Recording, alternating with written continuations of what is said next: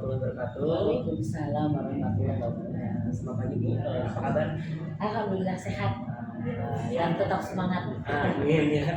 Ya Bu, mohon maaf, mohon izin juga saya di antara yang pertama sebagai CGP Angkatan 9.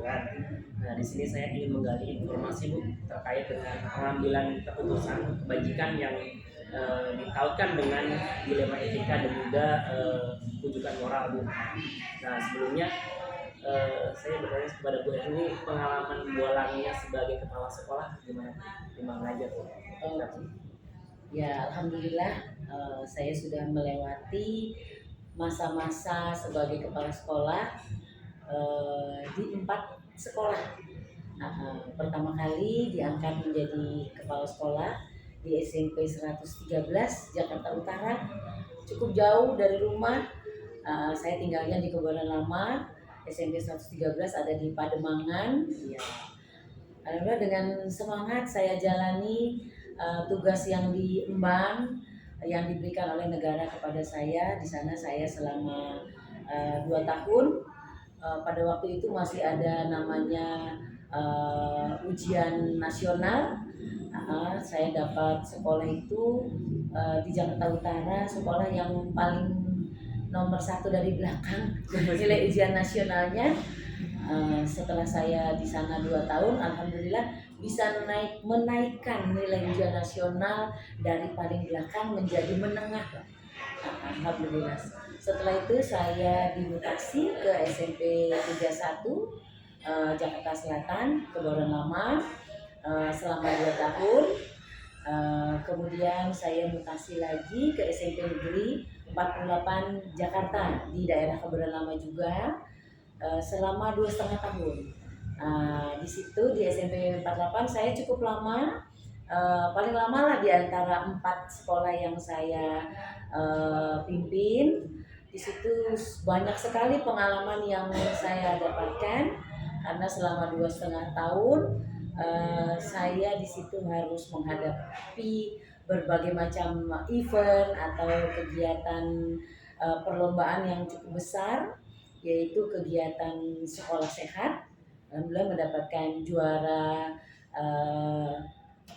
Harapan 2 tingkat DKI, kemudian untuk tingkat Jakarta Selatan juara 1, kemudian sekolah adiwiyata tingkat mulai dari tingkat kota, kemudian tingkat provinsi, kemudian ada akreditasi sekolah, kemudian sekolah sadar hukum. Banyak sekali kegiatan-kegiatan yang dilaksanakan di SMP Negeri 48 Jakarta. Kemudian saya dipindahkan ke SMP Negeri 178 sampai dengan akhir masa periodisasi saya. Sehingga saya menjadi kepala sekolah totalnya lebih kurang 8 tahun 8 bulan. Dan terakhir saya berada di SMP 177 bersama Pak Wiga. Alhamdulillah ketemu Pak Wiga. Selamat Pak Wiga ya. Semoga bisa mengabdi juga untuk negara. Saya sebenarnya tidak bisa berbicara banyak ya, karena pengalaman Bu Yani yang luar biasa ya. Semoga kita bisa belajar semuanya Bu ya, terutama anak-anak muda ini. Ya mungkin langsung saja Bu untuk pertanyaan yang pertama itu kan terkait dengan pengambilan keputusan Bu ya. Bagaimana nih Ibu mengidentifikasi gitu kan, kasus-kasus gitu ya, yang merupakan dilema etika dan juga rujukan moral? Iya, sebenarnya kasus-kasus di sekolah itu banyak, iya ya, tetapi kita ya harus bijak menghadapinya. Cara menghadapi kasus itu mungkin kita pertama ya mengetahui dulu penyebab terjadinya kasus, sehingga kita harus mendengarkan. Dengan mendengarkan kita mendapatkan berbagai macam informasi tentang kasus tersebut, ya. Dengan banyaknya informasi yang kita dapatkan dari berbagai pihak, mulai dari wakil kepala sekolah, kepala satuan pelaksana pendidikan, ya, bahkan sampai kepada siswa dan para caraka, jika itu diperlukan untuk menyelesaikan kasus, kita gali informasinya. Jadi informasi awal kita harus tahu.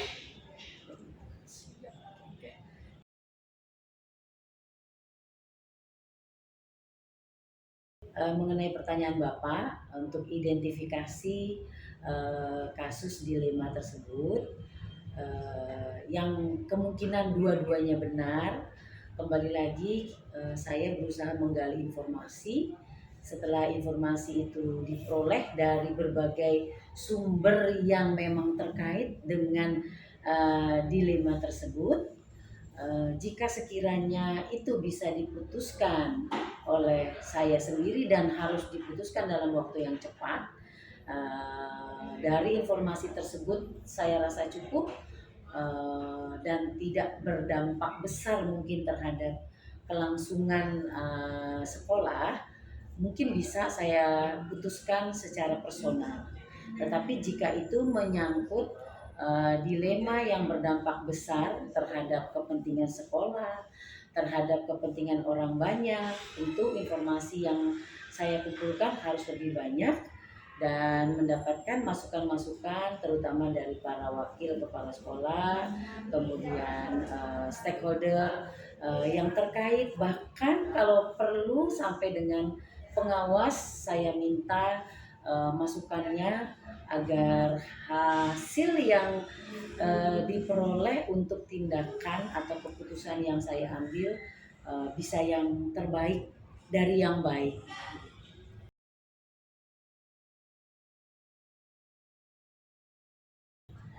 Jadi secara uh, urutan saya berusaha satu mendengar,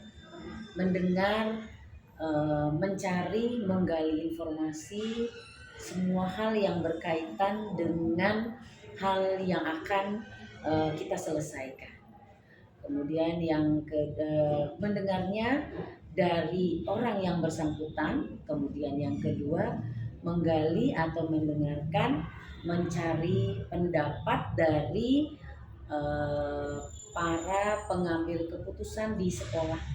Selain wakil-wakil kepala sekolah, bisa juga dari guru BK, dari wali kelas, dari kepala satuan pelaksana pendidikan, eh, dari guru agama, tergantung pada kasus yang kita akan selesaikan.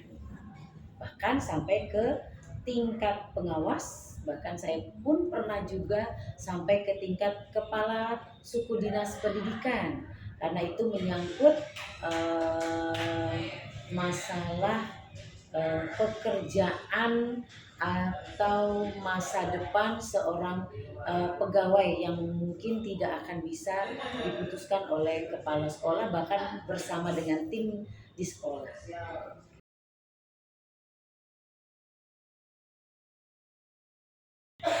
Menurut saya yang paling efektif adalah komunikasi. Ya. Berkomunikasi, dengan komunikasi kita bisa menggali berbagai macam hal terkait kasus tersebut dan berusaha bagaimana mencari solusi yang terbaik buat semuanya, bukan untuk seseorang, bukan untuk kepentingan orang tersebut, tapi berusaha untuk kepentingan semua orang atau banyak pihak dengan tidak melanggar aturan yang berlaku.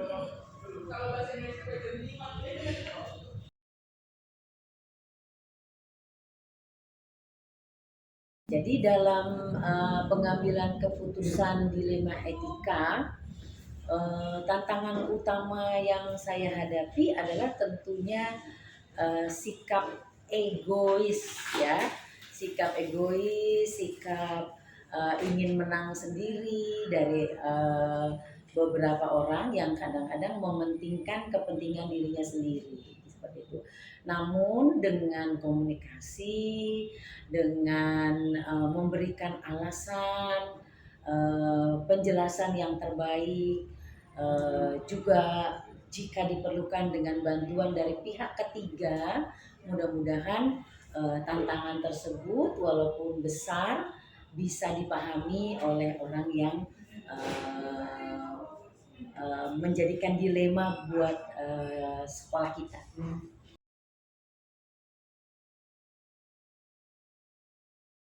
untuk menyelesaikan permasalahan dilema etika, biasanya permasalahan itu kan tidak terjadwal ya. Kadang datang tiba-tiba, tidak ditunggu-tunggu, tiba-tiba datang, besar dan kecil kita juga tidak tahu, dan mungkin nanti akan terjadi pada bapak-bapak calon guru penggerak.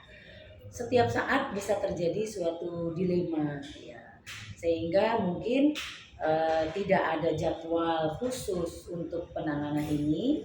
Namun intinya saya dan tim berusaha agar segala dilema yang terjadi di sekolah bisa diselesaikan sesegera mungkin, sebaik mungkin.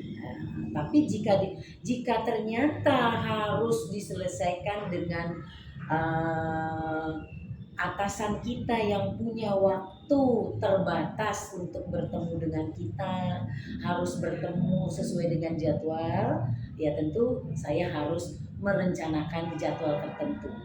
Ya, seperti itu.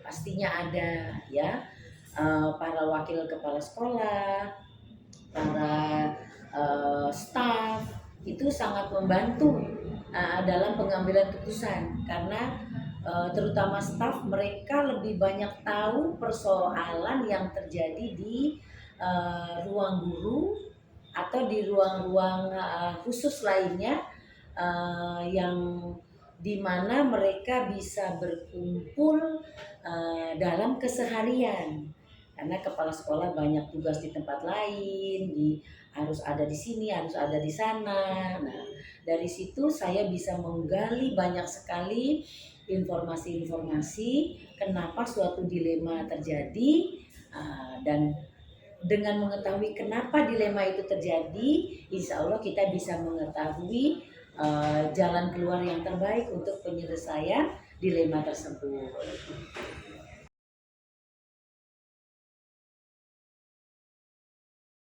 Pelajaran yang bisa diambil dalam pengambilan keputusan ya. Kembali lagi ke pertama tadi, kita sering-sering banyak berkomunikasi, ketemu dengan bapak dan ibu guru ya, sering-sering berada di dalam ruang guru ya, maksudnya untuk lebih dekat dengan bapak dan ibu guru dan siswa-siswa semuanya, sehingga kita bisa mengetahui aspirasi mereka. Iya, aspirasi mereka, sehingga aspirasi itu bisa disampaikan dengan cara informal.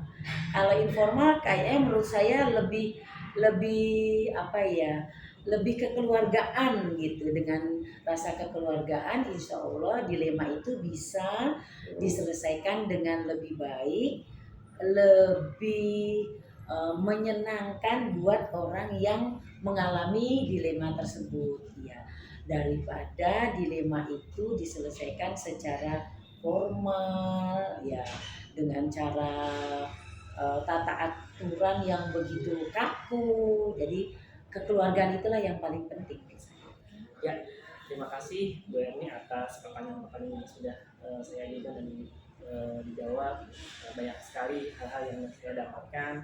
Semoga ini menjadi pembelajaran untuk saya sebagai CDP ke-9 ya. Terima kasih banyak. Saya akhiri. Assalamualaikum warahmatullahi wabarakatuh. Waalaikumsalam warahmatullahi wabarakatuh. Terima kasih banyak Bu.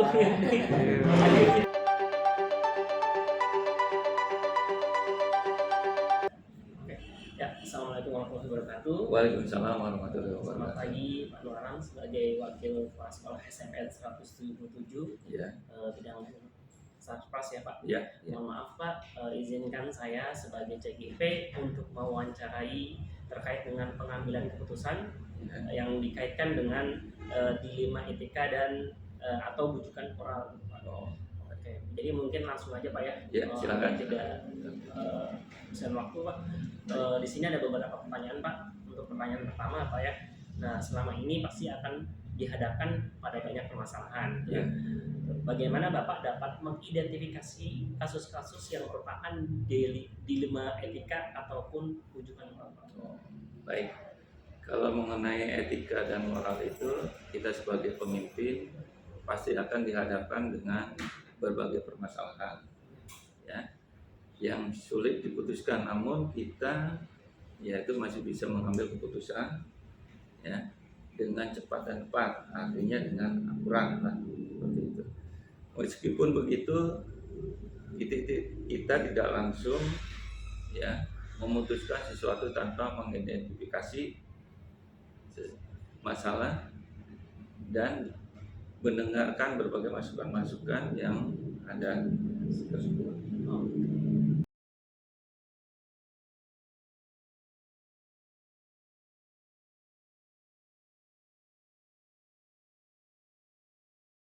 Dalam mengambil keputusan kasus-kasus yang sama-sama benar atau sama-sama mengandung kebajikan adalah kami sebagai wakil kepala sekolah, yaitu mengambil beberapa pendapat dan masukan dari banyak pihak, ya.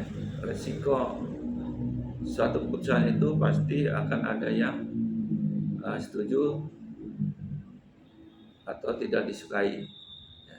Walaupun bagaimana harus ada keputusan, maka kita mengambil resiko yang terkecil.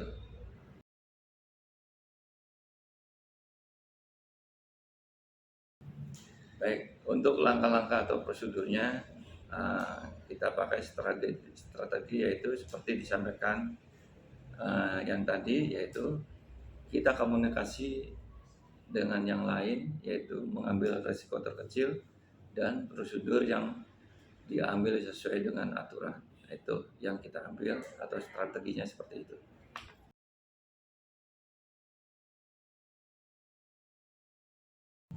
Untuk hal-hal yang dianggap efektif, yaitu mengikuti prosedur yang harus seperti itu, langkahnya juga seperti itu.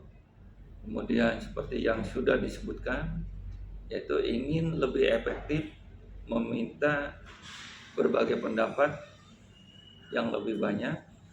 Cuman sebetulnya apabila terlalu banyak pendapat justru malah terlalu banyak kepala dan memakan waktu yang banyak.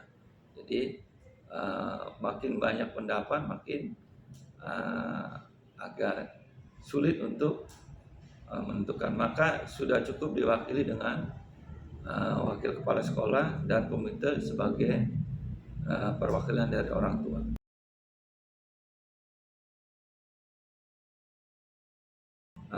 Hal-hal yang kasus dilema etika yaitu sebetulnya yang paling menantang untuk tenaga pendidik dan kependidikan. Saya tidak bicara yang lain, tapi masalah kesejahteraan. Sampai saat ini guru sudah sesuai dengan UMR, namun guru dan karyawan masih jauh di bawah UMR. Bagaimanapun juga, yaitu ujung tombak dalam hal pendidikan.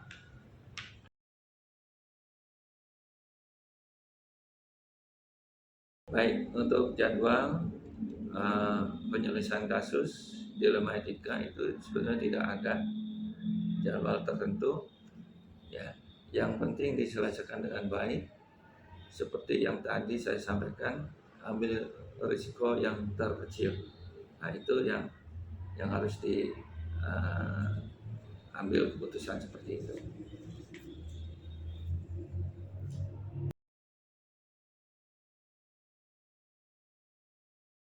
Dalam membantu keputusan kasus dilema etika, bantuan dari berbagai pihak yang telah membantu kami, ya. Kalau saya hanya mengambil yaitu panutan pada Rasulullah SAW, yaitu bagaimana beliau selalu dihadapkan kepada masalah, dan saya terinspirasi dengan hidup beliau yang banyak hikmah dan dalam setiap kehidupannya. Itu. Jadi kalau dalam mengambil keputusan seperti itu. Ya.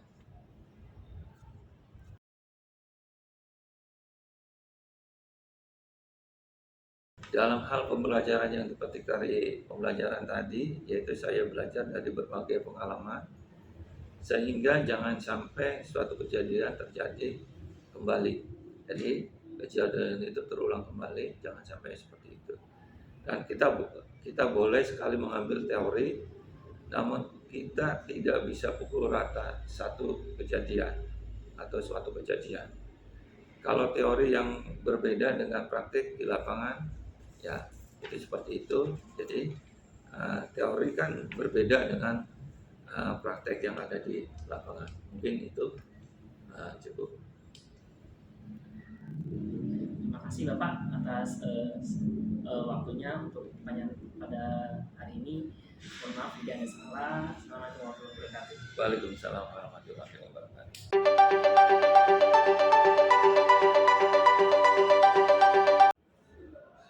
Oke, assalamualaikum warahmatullahi wabarakatuh. Kali ini saya ingin melakukan refleksi hasil dari wawancara terhadap pimpinan yang saya lakukan. Oke, untuk yang pertama, hal menarik apa yang muncul dari wawancara tersebut? Pertanyaan mengganjil apa yang masih ada di hasil wawancara bila dibandingkan dengan hal-hal yang dipelajari seperti 4 paradigma, 3 prinsip, dan 9 langkah. Nah, apa yang saya dapatkan? Nah, yang pertama, sesuai hasil dari wawancara yang saya lakukan, para pimpinan tersebut melakukan pengambilan keputusan berdasarkan yang pertama melakukan identifikasi masalah, terus melakukan diskusi dan komunikasi dengan unsur-unsur di sekolah, terutama dengan pihak-pihak yang terlibat langsung. Kemudian membuat keputusan yang berpihak pada siswa, bijaksana, bertanggung jawab, memaksimalkan potensi positif, dan meminimalisir potensi negatif. Nah, hal-hal yang telah dilakukan oleh masing-masing pimpinan menurut saya telah sesuai dengan teori yang dipelajari pada modul 3.1 tentang pengambilan keputusan berbasis nilai-nilai kebajikan dengan menerapkan 4 paradigma, 3 prinsip, dan 9 langkah, dan pengujian keputusan. Namun, tidak semua langkah dilakukan secara runut, dan ada langkah yang tidak dilakukan seperti pengambilan benar ataupun salah maupun investigasi opsi trilema. Nah, untuk pertanyaan kedua, bagaimana hasil wawancara antara 2-3 pimpinan yang saya wawancari? Adakah sebuah persamaan atau perbedaan? Kira-kira ada yang menonjol dari salah satu pimpinan tersebut, mengapa dan apa yang membedakan? Nah, berdasarkan hasil wawancara ada beberapa persamaan. Yang pertama, yaitu melakukan identifikasi masalah dan pengumpulan fakta-fakta. Yang kedua, melakukan diskusi dan komunikasi dengan berbagai pihak, terutama yang terlibat dalam masalah. Nah, sedangkan perbedaannya dari kedua pimpinan yang saya wawancarai, yaitu yang untuk yang pertama, beliau ini adalah kepala sekolah yang sudah mengandungi beberapa sekolah gitu ya, sekitar 8 tahunan gitu kan. Yang pertama ini hampir semua langkah dilakukan dalam pengambilan keputusan mengedepankan diskusi, komunikasi, dan koordinasi dengan unsur-unsur sekolah dan pihak-pihak yang terlibat dalam masalah. Jika sifatnya genting dan harus diputuskan sendiri, akan membuat keputusan yang berpusat pada siswa dan bertanggung jawab. Sedangkan untuk pimpinan yang kedua, sudah melakukan hampir 9 langkah dalam pengambilan keputusan, membuat keputusan yaitu berpusat pada siswa dan bertanggung jawab. Nah, menurut saya yang lebih menonjol dalam keputusan yang sesuai langkah pengambilan keputusan dalam teori modul 3.1 ini adalah kepala sekolah atau pimpinan yang pertama. Nah, untuk pertanyaan ketiga, apa rencana ke depan para pimpinan dalam menjalani pengambilan keputusan yang mengandung unsur dilema etika atau dilema etika? Bagaimana mereka bisa mengukur efektivitas pengambilan keputusan mereka? Nah, jadinya rencana pengambilan atau ke depannya para pimpinan tersebut jika menghadapi masalah dilema etika maupun bujukan moral akan dilakukan tahapan-tahapan pengambilan keputusan sesuai dengan 4 paradigma, 3 prinsip, dan 9 langkah pengambilan pengujian keputusan dengan lebih lengkap termasuk pengujian dan investigasi opsi trilema. Terus cara mengukur efektivitasnya yaitu pengambilan keputusan adalah dengan melakukan pengujian benar salah, melakukan refleksi atas keputusan yang telah dibuat serta meminta saran dan masukan dari pihak lain. Nah, untuk pertanyaan yang terakhir, bagaimanakah Anda sendiri akan menerapkan pengambilan keputusan gitu ya, hasil dari wawancara gitu kan. Saya akan menerapkan 9 langkah pengambilan keputusan dalam setiap permasalahan dilema etika, baik berhadapan dengan masalah murid maupun ketika ada kolega guru yang menemui masalah yang dilema etika. Saya akan menawarkan mereka untuk mengambil keputusan sesuai dengan 9 langkah pengambilan keputusan yang telah dipelajari. Nah, itu adalah refleksi yang bisa saya lakukan terhadap wawancara yang dilakukan pimpinan sekolah yang saya wawancarai. Sekian dari saya. Assalamualaikum warahmatullahi wabarakatuh. Terima kasih.